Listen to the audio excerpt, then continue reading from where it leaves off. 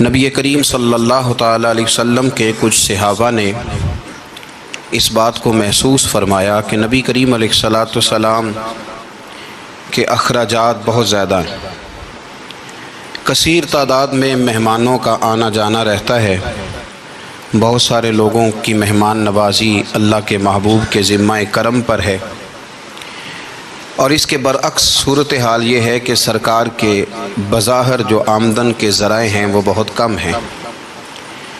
اس بات کو محسوس کر کے صحابہ کرام علیہم رضوان نے از خود ایک پروگرام ترتیب دیا کہ ہم ہر مہینے کچھ نذرانہ جمع کریں گے اور نبی کریم علیہ السلام کی بارگاہ میں پیش کریں گے،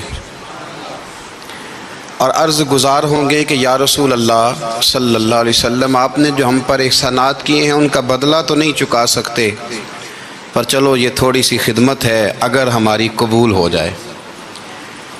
صحابہ نے جب وہ نذرانہ جمع کیا تو اب ماحول یہ بنا کہ جمع تو کر لیا ہے تو اتنی جرت کون کرے گا کہ سرکار کی بارگاہ میں جا کے عرض کرے۔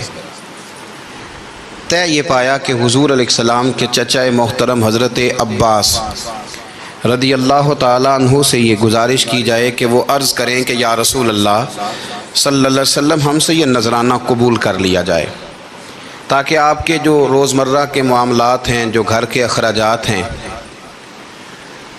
وہ اس کے ذریعے سے کچھ نہ کچھ ہماری خدمت اس میں شامل ہو جائے۔ حبیب لبیب سید عالم صلی اللہ علیہ وسلم کی عالی مرتبت خدمت میں حضرت عباس نے جب وہ نذرانہ پیش کیا اور صحابہ کرام علیہم رضوان کی اس خواہش کا اظہار کیا اور بڑے درد مندانہ انداز میں عرض کیا کہ یا رسول اللہ، آپ کا وہ کاشانہ نور ہے کہ جو بھی آتا ہے وہ جھولی بھر کے ہی جاتا ہے، ہر ایک کو ملتا ہے، لیکن یا رسول اللہ ظاہراً کوئی ذرائع ہمیں نظر نہیں آتے، دل کرتا ہے کہ ہم خالصتاً آپ کی کچھ خدمت کر سکیں۔ تو حضور کچھ جواب دینے ہی والے تھے کہ اللہ تعالیٰ نے قرآن مجید نازل فرما دیا۔ کہا محبوب کل ان سے فرما دیجئے لا اسألکم علیہ اجرا۔ گویا طائف میں پتھر کھانے سے لے کر احد میں دانت شہید کرانے تک میں نے تمہارے لیے بڑا کچھ کیا ہے، پر میں تم سے کوئی اجر نہیں مانگتا۔ میں نے تمہارے لیے بڑا کچھ سہا ہے، پر میں تم سے کوئی سوال نہیں کرتا۔ ہاں اگر کچھ کرنا ہے نا تو الا المودۃ فی القربى، میرے جو قریبی ہیں نا ان سے پیار کرتے رہنا، ان سے پیار کرنا۔ یا رسول اللہ وہ کون ہے؟ تو نبی پاک نے فرمایا علی، فاطمہ اور ان دونوں کی اولاد، ان سے پیار کرتے رہنا۔ لا اسألکم علیہ اجرا، میں تم سے کوئی اجر نہیں مانگتا، پر یہ جو میرے قریبی ہیں نا، اصلاں نال جے نیکی کریے اور نسلاں تاک نہیں پول دے، تے بے اصلاں نال نیکی کریے تے پھول کنڈیاں نال تول دے، ان سے پیار کرنا۔ میرے رسول کریم علیہ السلام نے نا اپنی اہل بیت کو ہمارے لیے نمونہ بنا کے چھوڑا ہے۔ ان کی محبت ضروریات دین کا حصہ ہے۔ ایک شخص بالغ ہونے سے لے کر انتقال تک کوئی نماز قضا نہ کرے، ہر سال زکوٰۃ دے اور ہر سال حج کرے، حقوق العباد کا ایک ذرہ بھی ضائع نہ کرے، لیکن مر جائے اہل بیت کے بغض پر، تو وہ جنت میں نہیں جائے گا، وہ جہنم میں جائے گا۔ اس کی کوئی نماز، اس کی کوئی زکوٰۃ، اس کا کوئی حج اللہ کی بارگاہ میں قبول نہیں۔ لیکن کمزوریاں رہ جائیں، کوشش کرتا رہے، کمزوریاں رہ جائیں، پر حسنین کریمین سے پیار کرتا جائے، ان کی ماں سے، ان کے والد سے محبت کرتا جائے، تو میرے محبوب نے فرمایا من مات علی حب آل محمدن مات شہیدا، جو آل محمد کی محبت میں دنیا سے گیا وہ سادہ نہیں گیا، وہ تو شہادت کی موت مرا ہے، تو شہید ہو کے دنیا سے گیا۔ اہل بیت کا اسوہ نور ان کی محبت ضروریات میں سے ہے۔ رسول کریم علیہ السلام نے فرمایا، جامع ترمذی میں موجود ہے، فرمایا میں جا رہا ہوں پر تمہیں دو بڑی بھاری بڑی وزنی چیزیں دے کے جا رہا ہوں۔ صحیح ستہ کی روایت، دو وزنی چیزیں تمہارے بیچ چھوڑ کے جا رہا ہوں، اگر ان کو تھام کے رہو گے تو کبھی گمراہی تمہارے پاس نہیں آئے گی۔ یا رسول اللہ وہ کون کون سی؟ فرمایا ایک اللہ کی کتاب دے کے جا رہا ہوں اور دوسرا اپنا خاندان دے کے جا رہا ہوں۔ اگر اہل بیت نبوت کو تھامے رہو گے، ہمارے بزرگوں نے لکھا ہے کہ یہ جو حضور نے کتاب اللہ اور پھر اپنی اہل بیت کا تذکرہ فرمایا تو اس کا مطلب یہ ہے کہ تھیوری دیکھنی ہوئی تو قرآن دیکھنا، اور پریکٹیکل دیکھنا ہوا تو علی اور فاطمہ کو دیکھنا، حسن اور حسین کو دیکھنا، ان کو دیکھنا۔ نبی کریم علیہ الصلاۃ والسلام کے اہل بیت منارہ نور ہیں، ان کی محبت، ان کا پیار کیوں بھلا؟ اس لیے کہ یہ وہ خوبصورت لوگ ہیں جن کو خود میرے نبی پاک نے تراشا ہے۔ ان کی سیرت میں جتنے رنگ ہیں وہ رسول کریم نے خود بھرے ہیں۔ ان کی ایک ایک بات کا خیال نبی پاک نے رکھا ہے۔ حضور نے از خود انہیں اپنی صحبت عطا کی ہے۔ زیادہ دور نہیں تھا سیدہ فاطمہ کا گھر، مسجد نبوی کے ساتھ تھا۔ اللہ کے رسول دن میں 2 دفعہ جایا کرتے تھے، پھر بھی کبھی کبھی فرماتے فاطمہ میرا دل کرتا ہے آج میں رات تیرے گھر میں قیام کروں۔ تو سیدہ فاطمہ الزہرا فرماتی ہیں کہ آمنہ کے لال اس طرح بھی میرے گھر میں قیام کرتے تھے کہ حضور چارپائی پہ لیٹتے تھے تو ایک کندھے پہ امام حسن کا سر ہوتا تھا اور دوسرے پہ امام حسین کا سر اقدس ہوتا تھا، اور فرماتی ہیں رات کو کبھی حسنین کریمین دودھ مانگتے تو میں اٹھتی دودھ دینے کے لیے، تو حضور فرماتے لیٹ جاؤ آج میرے ساتھ سوئے ہیں تو دودھ بھی میں ہی پلاؤں گا۔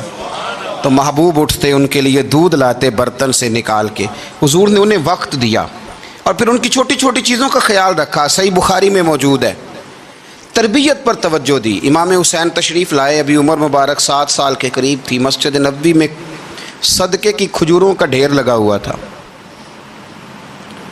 چھوٹا بچہ جو ہوتا ہے نابالغ، اس پر شریعت کے احکامات نہیں آتے۔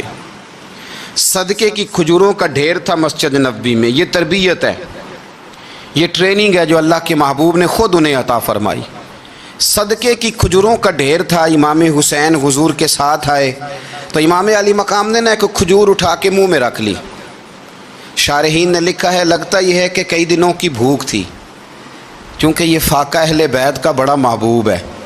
مجبور نہیں تھے، وہ تو خزانوں کے مالک تھے، پر غریبوں سے محبت کی وجہ سے فاقے کیا کرتے تھے۔ یہ ان کی پسند ہے فاقہ کرنا۔ تو ایک کھجور امام علی مقام نے رکھ لی تو اللہ کے رسول نے گلے میں انگلی ڈال کے نکال دی، فرمایا حسین یہ صدقہ ہے، یہ میری اہل بیت کے لیے درست نہیں ہے۔ حضور نے خود تربیت کی، اور پھر سیدہ فاطمہ الزہرا نے اپنے بچوں کو تراشا، ان پر محنت کی۔ میں اکثر گزارش کرتا ہوں دوستوں سے، میں کہتا ہوں کربلا کا واقعہ کوئی حادثاتی نہیں ہے، اس کے پیچھے پوری ایک لاجک ہے، اس کے پیچھے پورا ایک فلسفہ ہے۔ ایسے ہی کوئی آدمی 3 دن بھوکا پیاسا رہ سکتا ہے؟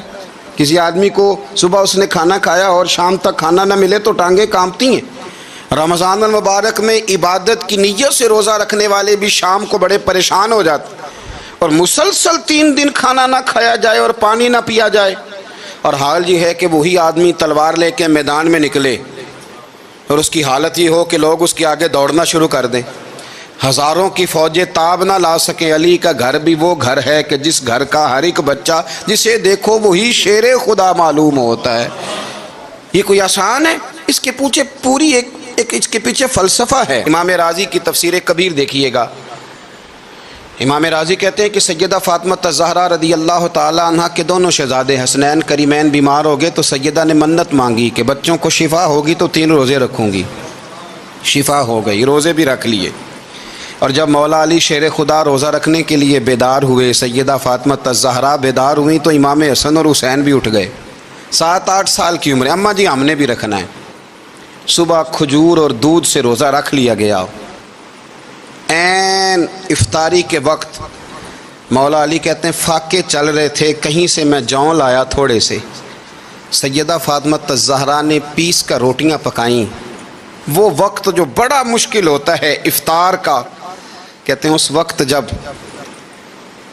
کھانے کے لیے بالکل ہاتھ آگے بڑھنے لگے اور امید تھی کہ ابھی سیدنا بلال اللہ اکبر کہیں گے تو روزہ کھلے گا، لیکن ابھی چند ہی منٹ رہتے تھے کہ دروازے پر ایک فقیر نے صدا دی، کہنے لگا سارے مدینے کے دروازے کھٹکھٹا آیا ہوں، قحط ہے، فاقہ ہے، اے رسول اللہ کے خاندان والو میں یتیم ہوں، کسی نے بتایا ہے کہ اور کوئی دروازہ کھلے نہ کھلے سیدہ کا دروازہ تیرے لیے ضرور کھلے گا، کیا یتیم کو روٹی ملے گی؟ تو حضرت مولا علی نے بچوں کی طرف دیکھا ہی تھا کہ امام حسن ساری روٹیاں جا کے دروازے پہ دے آئے، کھجور اور پانی سے افطار ہو گیا، صبح پھر کھجور اور دودھ سے روزہ رکھا۔ امام راضی کہتے ہیں عین وہ وقت جب افطار کا ٹائم آیا تو پھر دروازے پہ کسی نے صدا دی، کہا اے رسول اللہ کے خاندان والوں، میں مسکین ہوں، رات سے روٹی کھائی ہے، نہ صبح کھا سکا نہ دوپہر، کسی نے بتایا ہے کہ اس دروازے سے خالی کوئی نہیں جاتا۔ امام حسن نے پھر سارا لنگر اٹھایا اور پھر جا کے دے دیا۔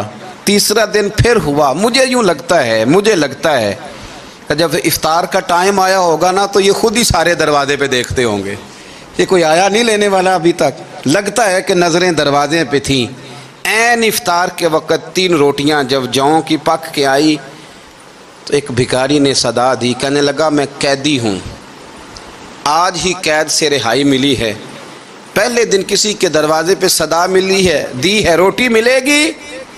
امام حسن وہ کھانا دے کے واپس لوٹے، کھجور اور پانی سے افطار ہوا، اور جیسے ہی مسجد نبوی میں تینوں باپ بیٹا نماز پڑھنے گئے تو مولا علی کہتے مجھے بتانا نہیں پڑا، رسول کریم نے میری طرف دیکھ کے فرمایا علی تیرا، فاطمہ کا، حسن اور حسین کا 3 دن والا عمل خدا کو بھی بڑا پسند آیا ہے اور محمد مصطفیٰ کو بھی بڑا پسند آیا ہے، وہ بڑا پسندیدہ عمل۔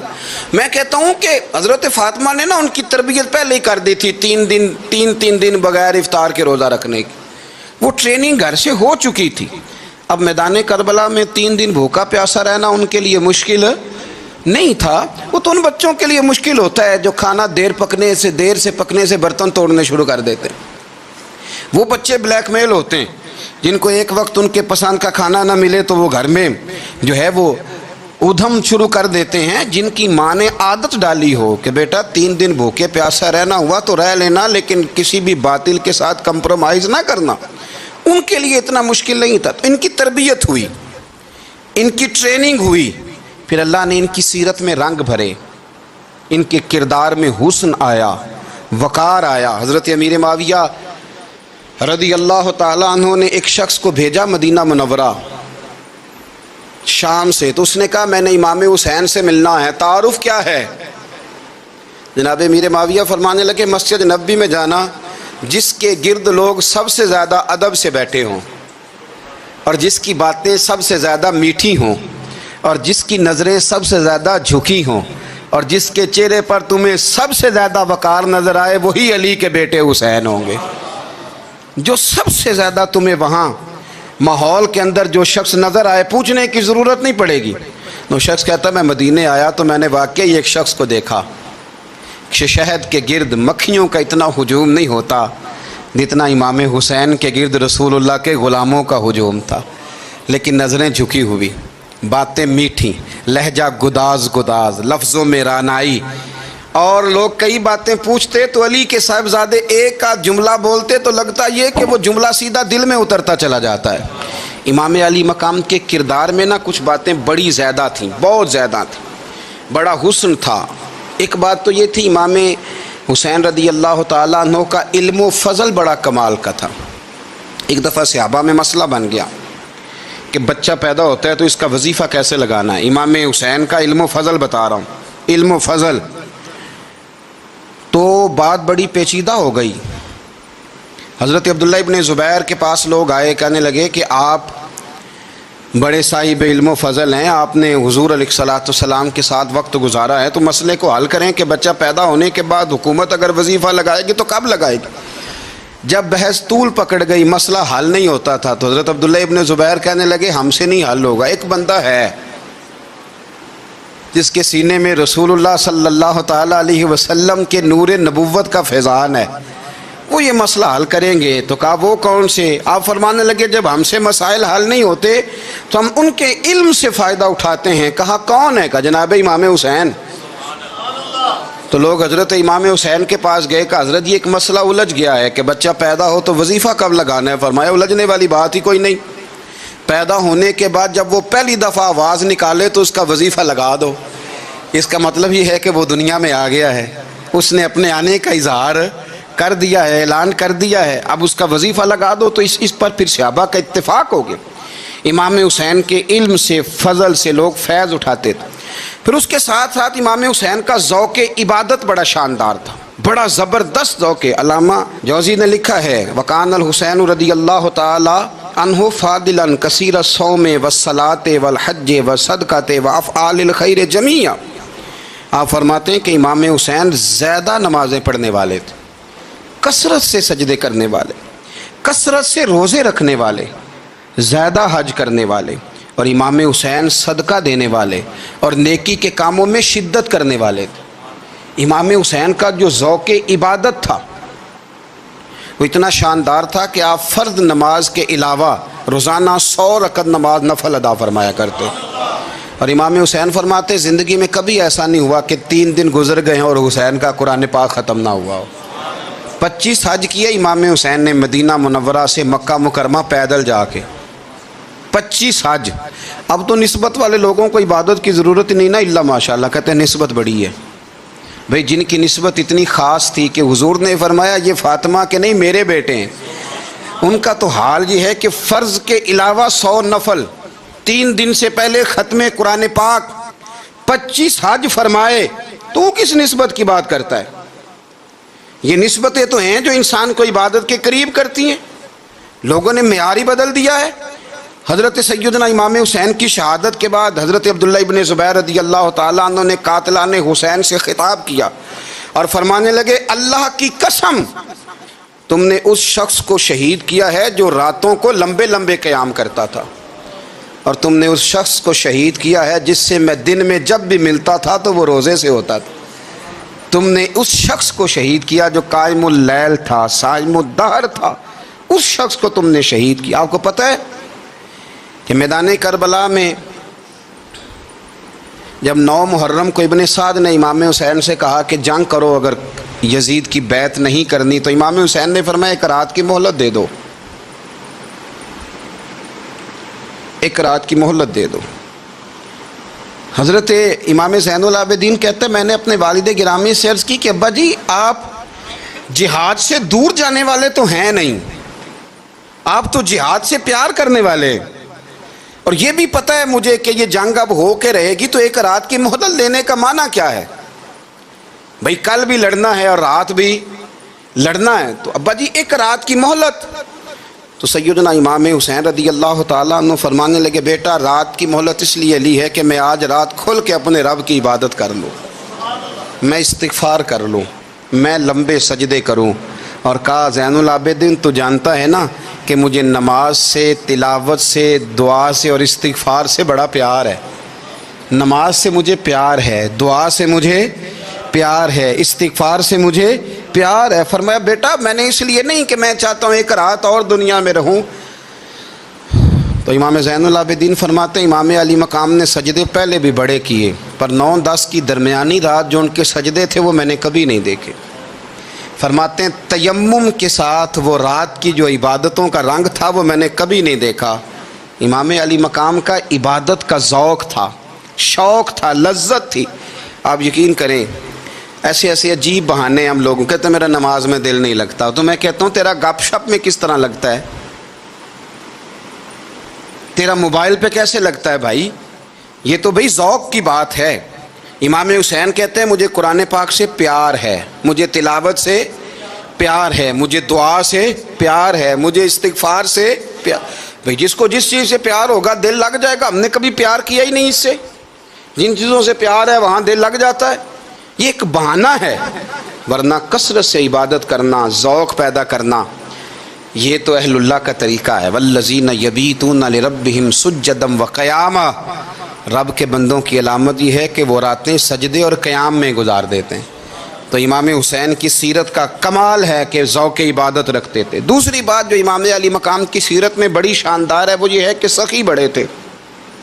ایک قول سنانا ہے آپ کو امام حسین کا، اور خواہش میری یہ ہے کہ میرے حاضرین اور ناظرین اس قول کو رٹا لگا کے یاد کریں،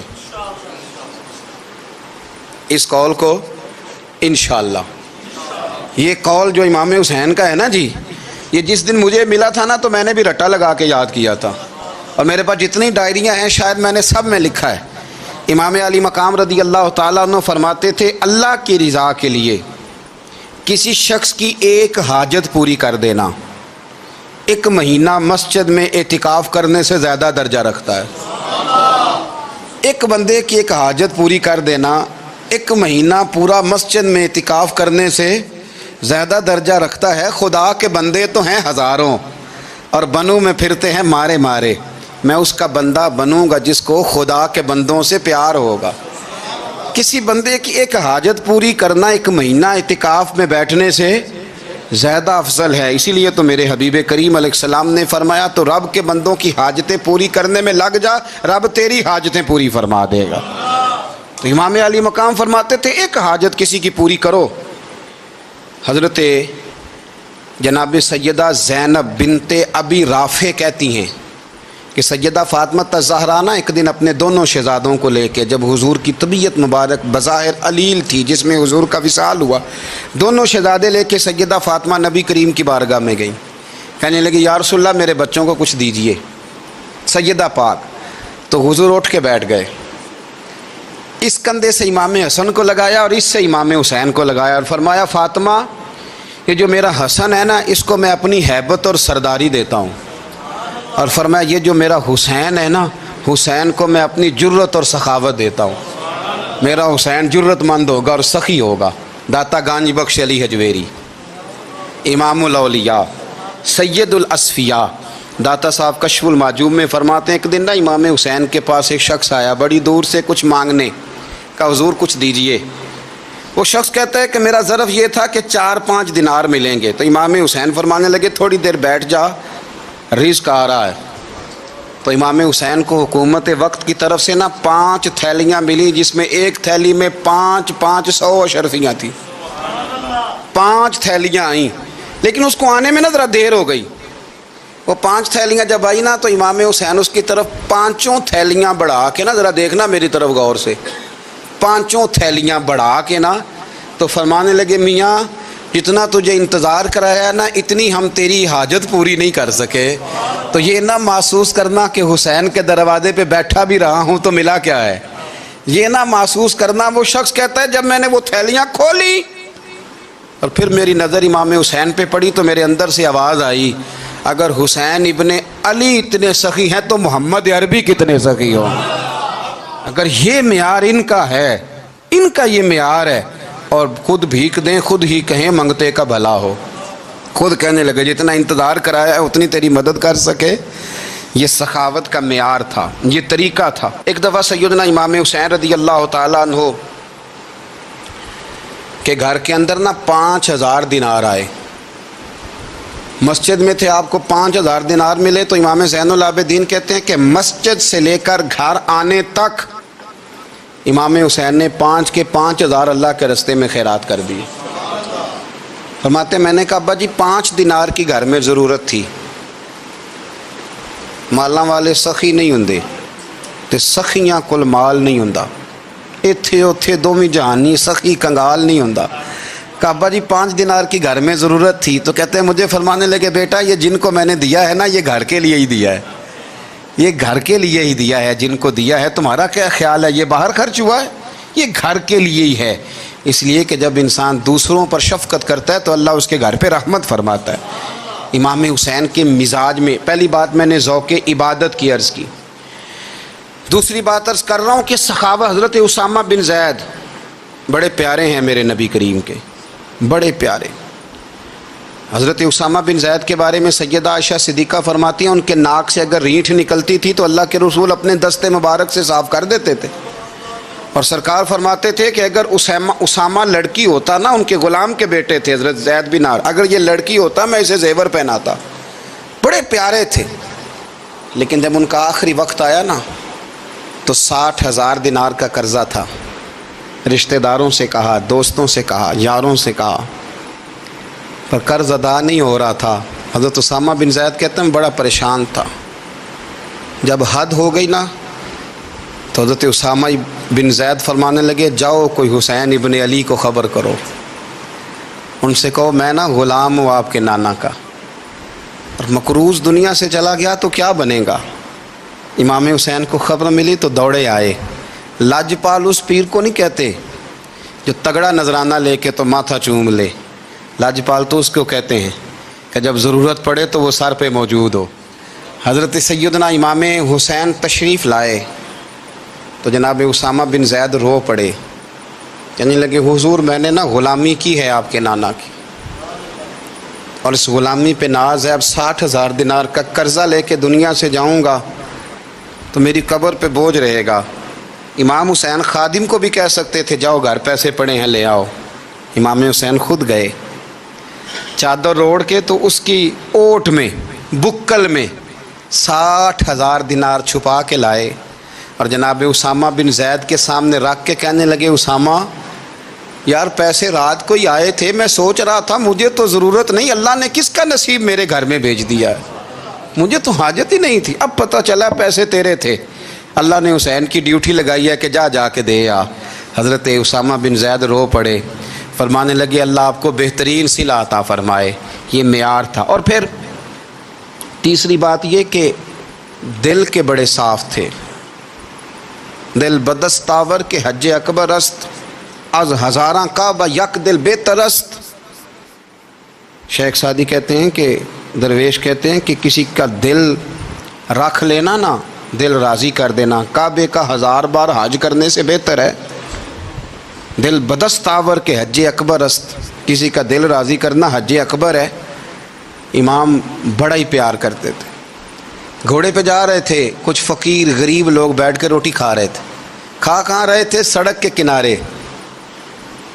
تو امام زین العابدین فرماتے ہیں کہ جب امام حسین گزرے تو انہوں نے آواز دی حضور دل کرتا ہے ہمارے ساتھ بیٹھ کے روٹی کھائیں۔ کائنات کے مالک و مختار کے نواسے اور دنیا کے سب سے بڑے شہزادے گھوڑے سے اترے اور غریبوں کے ساتھ سڑک پہ بیٹھ گئے، روٹی کھانے لگے اور دیر تک کھاتے رہے، اور جب فارغ ہو گئے تو فرمانے لگے کھانے کی ضرورت بھی نہیں تھی، حاجت بھی نہیں تھی، پر تم نے آواز دی تو دل رکھنے کو بیٹھ گیا تھا، اگر اجازت دے تو چلا جاؤں۔ یہ مزاج تھا، یہ طبیعت تھی۔ آپ کے ایک بھائی ہیں چھوٹے، حضرت محمد بن حنفیہ نام ہے، حضرت مولا علی شیر خدا رضی اللہ تعالیٰ عنہ کی دوسری بیوی سے۔ ایک دن حضرت امام حسین ان کے گھر میں بیٹھے تھے تو کسی بات میں نا اختلاف رائے ہو گیا، تو امام علی مقام ناراض ہو گئے، فرمایا آج کے بعد تیرے گھر نہیں آؤں گا، رومال اٹھایا چلے گئے۔ لوگوں نے حضرت محمد بن حنفیہ رضی اللہ تعالیٰ عنہ سے کہا حسین تو ناراض ہو گئے، کبھی نہیں آئیں گے۔ آپ فرمانے لگے بھائی تمہارا ہے کہ میرا؟ جی بھائی تو آپ کے ہیں۔ فرمایا اگر کہو تو چند منٹوں میں حسین واپس آئے۔ جناب ناراضگی ہو گئی ہے۔ فرمایا ناراضگی ہوئی ہے پر میں اس کے دل کی نرمی کو تو جانتا ہوں نا، اس کے مزاج کے اندر جو محبت ہے اس سے تو ابھی آئے۔ کہ جناب وہ کیسے؟ فرمانے لگے دیکھنا ذرا۔ تو امام حسین نے خط لکھا، حضرت محمد بن حنفیہ نے رکا لکھا، کہنے لگے حسین میرے باپ کا نام بھی علی ہے اور آپ کے باپ کا نام بھی علی ہے، پر ایک فضیلت ایسی ہے جس میں آپ کا مقابلہ نہیں کر سکتا، وہ یہ ہے کہ آپ سیدہ فاطمہ الزہرا کے لال ہیں، اب محمد مصطفیٰ علیہ السلام کے نواسے ہیں۔ کہنے لگے بھائی جان آپ نے نانا جان کی وہ حدیث تو سنی ہوگی کہ دو لوگ ناراض ہو جائیں تو جو صلح پہلے کرے جنت میں پہلے جائے گا۔ فرمانے لگے دل میرا کر رہا تھا کہ پہلے صلح کر لوں، لیکن پھر بڑے بھائی کو پشت کروں گا جنت میں جاتے ہوئے، یہ بھی تو بے ادبی ہے نا۔ اب خط میں نے لکھ دیا ہے، آپ کا جو ارادہ ہو۔ امام حسین نے خط پڑھا تو آنکھوں میں آنسو آ گئے، پھر سے رومال اٹھایا، بچے پوچھنے لگے کہاں جا رہے ہیں؟ کہا بھائی کے گھر جا رہا ہوں۔ کہا آپ تو ناراض تھے؟ فرمایا تھا ناراض پر ہے تو میرا بھائی نا، ہو گئی بات ختم۔ بڑی دل میں نرمی، طبیعت میں سوز، لہجے میں گداز، لیکن اس کے ساتھ ساتھ امام حسین رضی اللہ تعالیٰ عنہ کا جذبہ جہاد، امام حسین کی استقامت۔ آج لوگ ادھر ہوتے ہیں جس طرف ہوا کا رخ ہوتا ہے، آج لوگوں کی سوچوں کا زاویہ یہ ہے کہ جدھر رش زیادہ ہوگا ہم بھی ادھر جائیں گے۔ ہم یہ نہیں دیکھتے حق کس طرف ہے، ہم یہ دیکھتے ہیں رش کس طرف ہے۔ امام حسین رضی اللہ تعالیٰ عنہ نے رش نہیں دیکھا، حق دیکھا۔ امام حسین رضی اللہ تعالیٰ عنہ استقامت کے وہ پہاڑ ہیں، معمولی آدمی نہیں تھے۔ فرزق شاعر کہتا ہے کہ میں نے امام حسین سے کہا تھا، میں نے کہا لوگوں کی تلواریں یزید کے ساتھ ہیں پر دل آپ کے ساتھ ہیں، دل آپ کے ساتھ ہیں۔ امام حسین رضی اللہ تعالیٰ عنہ نے زمانے کے حالات نہیں دیکھے، حق اور سچ دیکھا۔ جتنی چیزیں انسان کو کمزور کر سکتی ہیں وہ ساری امام حسین پہ طاری کی گئیں، جتنی چیزیں۔ وطن چھوڑنا کتنا کو مشکل ہوتا ہے، شالا پردیسی کوئی بھی نہ تھی وے تے ککھ جنہ تو پارے۔ حضرت سلطان باؤ فرماتے ہیں بچو، پردیسی ہونا کوئی آسان ہے؟ جس آدمی کا کسی چھوٹے سے گاؤں میں بھی مکان ہو، چھوڑنا پڑ جائے تو روٹا ہے۔ تو مجھے بتاؤ جس نے اپنا سارا بچپن مدینے میں گزارا ہو، آج جو ایک ہفتہ مدینے رہ کے آتے ہیں ان سے واپس نکلنا مشکل ہوتا ہے۔ لیکن امام حسین حق کا رستہ تھا، وطن کی قربانی دی، اور معمولی وطن نہیں، مدینے جیسا وطن۔ اور جب کھڑے تھے نا امام حسین رضی اللہ تعالیٰ عنہ رجب میں نکل رہے تھے مدینے سے، تو کوئی شاعر کہتا ہے دور کھڑے ہو کہ انہوں نے گویا کہا تھا آقا تیرے کرم کے خزینے کی خیر ہو، میں جا رہا ہوں تیرے مدینے کی خیر ہو۔ امام حسین نے وطن چھوڑا، کوئی لغزش نہیں پیروں میں، کوئی نہیں۔ شہزادوں والی زندگی تھی، مسجد نبوی کے امام تھے، نبی کریم علیہ السلام کے روضہ اطہر پر تشریف رکھتے تھے، زمانہ حیا کرتا تھا، شان و شوکت تھی، پر حق کے لیے چھوڑا، نکل کر خانقاہوں سے ادا کر رسم شبیری۔ اور پھر بڑا مشکل ہوتا ہے، جس شخص کے ساتھ بچے اور عورتیں ہوں وہ تو یہ کہہ کے لڑائی سے جان چھڑاتا ہے کہ میرے ساتھ فیملی ہے، نہ ہوتی تو تجھے بتاتا۔ پر امام حسین کو اولاد بھی کمزور نہیں کر سکی، عورتوں کا ساتھ ہونا کمزور نہیں کر سکا۔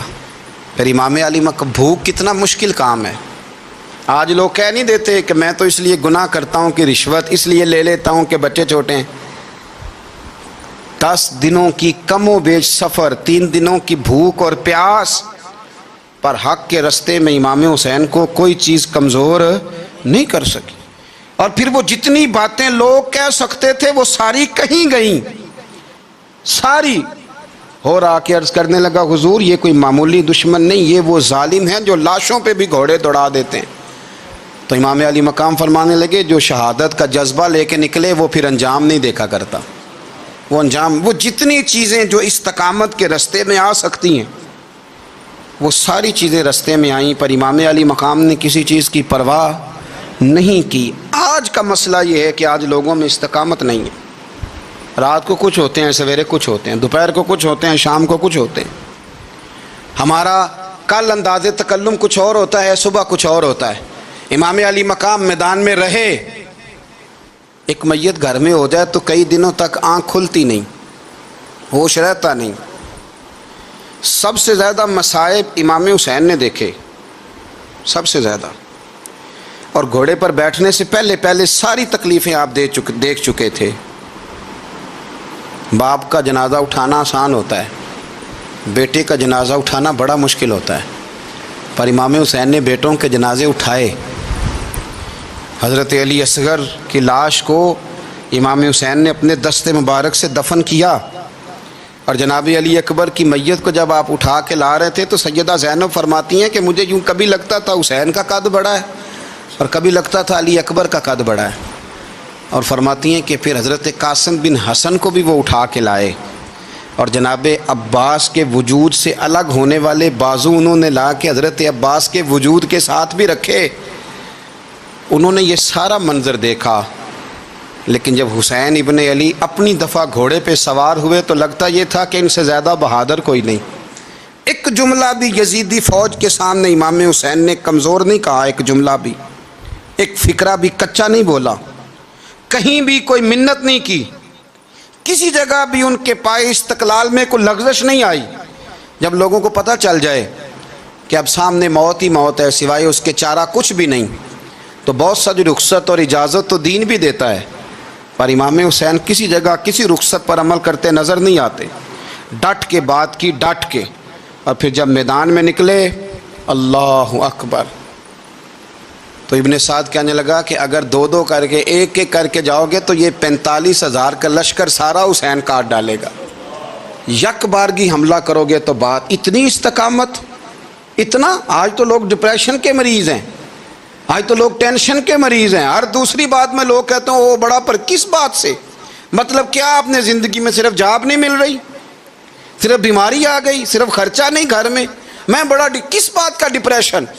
امام حسین کی زندگی بتلاتی ہے کہ وہ لوگ بھی کوئی دنیا میں کمال حاصل کر سکتے ہیں جو چھوٹی چھوٹی بات پہ روتے ہیں. مال بھی ہے، جوانی بھی ہے، گھر بھی ہے، مکان بھی ہے، بچے بھی ہیں، عزت بھی ہے، صرف پیسے نہیں. اور انسان ہے کہ آنکھیں نہیں کھل رہی، وہ سمجھتا ہے میں کسی کام کا ہی، فقط پیسے نہیں بس. او خدا کے بندو، امام علی مقام نے فرمایا سارا کچھ لٹا کے بھی جو میدان میں کھڑا رہے اسے حسین ابن علی کہا جاتا ہے، اسے حسین ابن علی کہا جاتا ہے. حسین ابن علی کی شان رفت کوئی کیا جانے، حسن جانے، علی جانے، نبی جانے، خدا جانے، کون جانے امام علی مقام کا معیار. تو امام حسین رضی اللہ تعالیٰ عنہ کی زندگی ہمیں بتاتی ہے کہ ذوق والی عبادت کرو. امام حسین کی زندگی ہمیں بتاتی ہے کہ جب تم سخاوت کرو تو پھر اپنی حیثیت سے بڑھ کر کرو. اور امام حسین کی زندگی ہمیں بتاتی ہے کہ دل میں کسی کے لیے کوئی بات نہ رکھو، صلح کرنے میں پہل کرو، محبتیں کرنے میں آگے بڑھو. اور امام حسین کی زندگی ہمیں بتلاتی ہے کہ جب دنیا میں تم نے کچھ کرنا ہے تو پھر ڈٹنا بھی سیکھو، پھر کھڑے ہونا بھی سیکھو. یہ نہ دیکھو کہ حالات، امام حسین نے ایک دن بھی حکومت نہیں کی، یزید نے 4.5 سال کی، لیکن قیامت تک دلوں پہ حکومت امام حسین کی رہے گی، امام حسین کی رہے گی، اس لیے کہ ان میں استقامت تھی. امام حسین کے ساتھ اس وقت 72 لوگ تھے، لیکن آج کائنات کا ذرہ ذرہ امام حسین کے ساتھ ہے. اس کا مطلب ہے وقت لگتا ہے، نظریہ غالب آ ہی جایا کرتا ہے. تو استقامت والی زندگی گزاریں.